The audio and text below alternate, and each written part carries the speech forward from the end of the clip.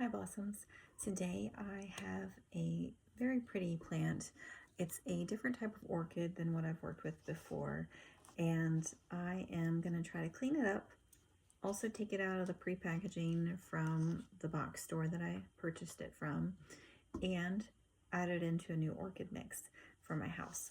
So I'm going to go ahead and take the things off. So it's got all this rubber bands and that kind of thing around it. I'm just gonna take that off as gently as I can. As you can see, it's not blooming or having a stem, which is possibly because it's been in the wrong kind of lighting where it was. I'm just taking out the pole. And then there's this netting. I'm gonna take this out from around it.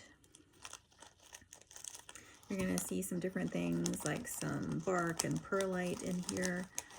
I do have an orchid mix that I really like to use, which is more of a coarse blend, and it tends to do really well with my orchids that I find, whether they're dead or a little damaged or a little sad. So this one is a little bit sad.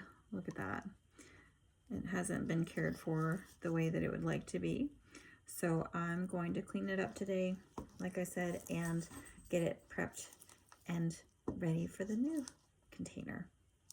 So I'm going to take it out of the current container. I'm just going to take a look. It's pretty dry. I'm also going to look around and see what all they have inside of it, because sometimes they'll have some different things. If you notice, there's styrofoam, and the roots are growing through it. So I'm going to remove the styrofoam from around the roots. It looks like the roots are okay. They're a little bit, I wouldn't say damp or damaged. I would just say they're not as strong. You know, they're a little bit soft compared to the orchid roots after I've taken care of them for a while. So like I said, I'm taking the styrofoam off, and anytime you're purchasing like an orchid from a box store, I would definitely take it out of the container it comes in. Shake out the roots really good. Take a look at them, see if you need to trim anything, just to make sure it's going to be a healthy plant for you and ensure that it'll be healthy the entire time you have it. Orchids can be so beautiful and be so lovely. I know a lot of people recommend people to put in like ice cubes to water them. It's really not the best idea. It's good to get like a water soluble food or create your own food for watering, and do that twice a month. You know, sometimes once a month is fine, depending on if it's growing or if it's maybe dormant, you might want to do it a little less. I actually give mine 2 waterings with the healthy food in a month during the summertime, and then during the winter I do it once a month. So just something to think about. What's your climate like in your house? It's going to be different for everyone. And now I'm starting to pull off some of this dead or damaged parts of the orchid. I'm not trying to hurt the orchid. I'm just trying to take off some of the stuff that doesn't need energy. So, you know, sometimes the plant is actually giving energy to something it doesn't need to. So I'm just taking off anything that looks like it might be sucking energy from the plant, so it can actually focus on growing and being healthy and creating some new pretty growth. So let me go ahead and trim off some of this because it's not going to peel off or break off. And these are sterilized every time I use them, and I know they're just little craft scissors, but I do that so that I don't have something that's too sharp to damage my other parts of my plant in case I get a little overzealous or excited.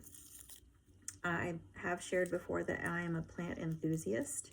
I'm not a professional plant person, but I do have over 100 plants in my home, and they are all happy and healthy. So this right here, that is damaged, and if you notice, it's yellowing pretty much down half of the leaf. It might not look as yellow on the screen right now, but to about this point, it looks kind of damaged and not healthy. So I'm going to go ahead and cut it all the way back I don't want the plant to waste its energy on that small leaf. Okay, I'm gonna check out the other leaves, take a look at them all the way down. This one looks pretty healthy. That one does too. And so do these others. The only one that looks like it might have a little sadness on it is this other smaller leaf here. If you notice, it has some damage here, and also here is browning. So I'm gonna go ahead, like I said, anything that's taking energy from the plant, I'm gonna go ahead and cut that off because it will grow new pieces as it needs them. And I don't want to waste its energy on something that's already starting to die. Okay, so I'm just kind of taking a look. Again, I'm gonna shake those roots out as much as I can to get all the stuff that was in there before and anything that's not necessary now out from the orchid. Okay, all right, it's looking better.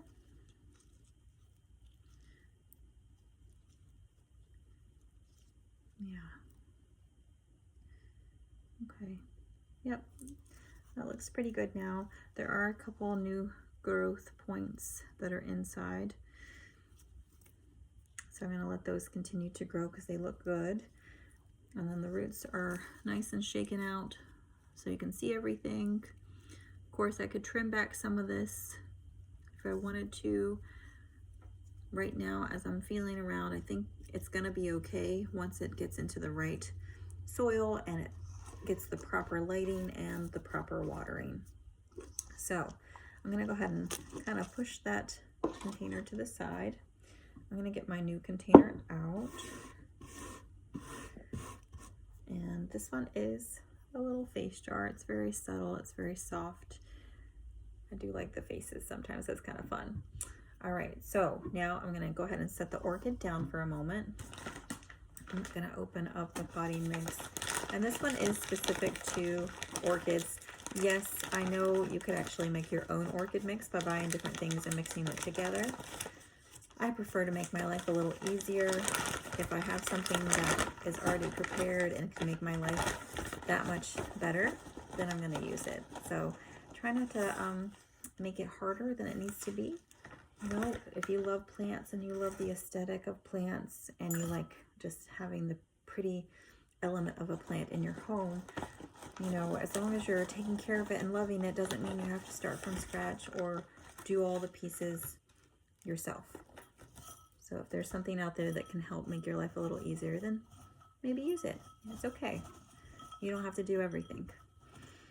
All right, so I just filled in the bottom with this kind of more chunky, coarse blend potting mix. If you see that, it looks more like mulch, right?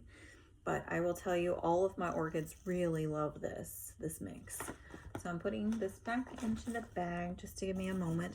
I'm creating a little space and pushing a lot of the elements to the side. Now I'm going to take the orchid, make sure that the leaves are cleaned off, and then I'm going to go ahead and place the pieces down into the pot. So the orchid doesn't like to have all of its roots stuffed down. It will have aerated roots and different things happening as it's healthy and growing. And you don't need to compact it or stress about getting everything under your potting mix. So right now what I'm doing is I'm leaving it kind of more to the top. The orchid doesn't like a lot of water. It does like you to water it regularly and on a schedule. And you know, if you start giving it some food and some love and the right light, which it loves bright, bright light, not necessarily direct light, but bright light. If you give it what it needs, then it'll start blooming for you and just being really lovely. So I know for most pots and most times when you are planting into a pot, it is best to keep the dirt about an inch below the lip.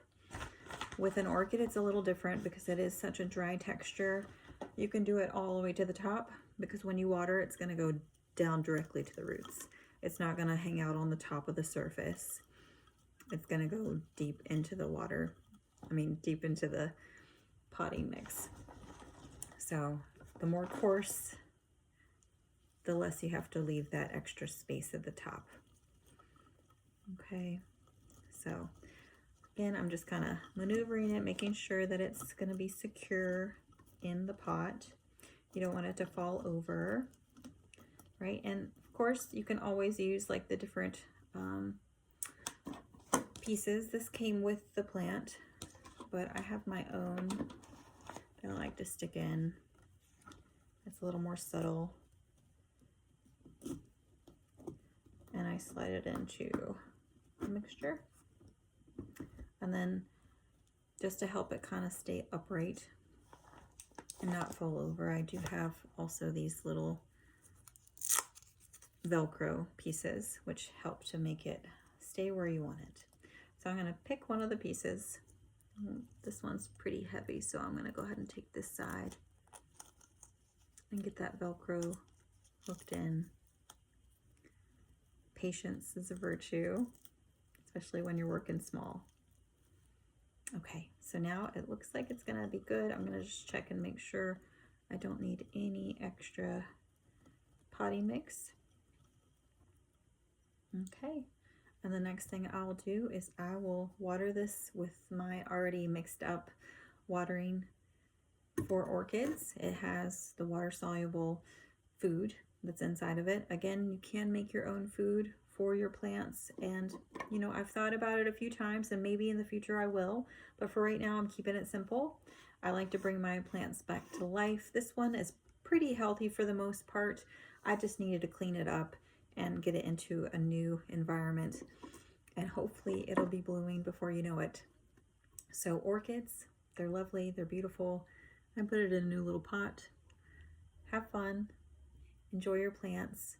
If one plant doesn't work, try a different one. Orchids aren't for everyone, and that's okay. So find your happy plant, find your happy place, and happy hunting.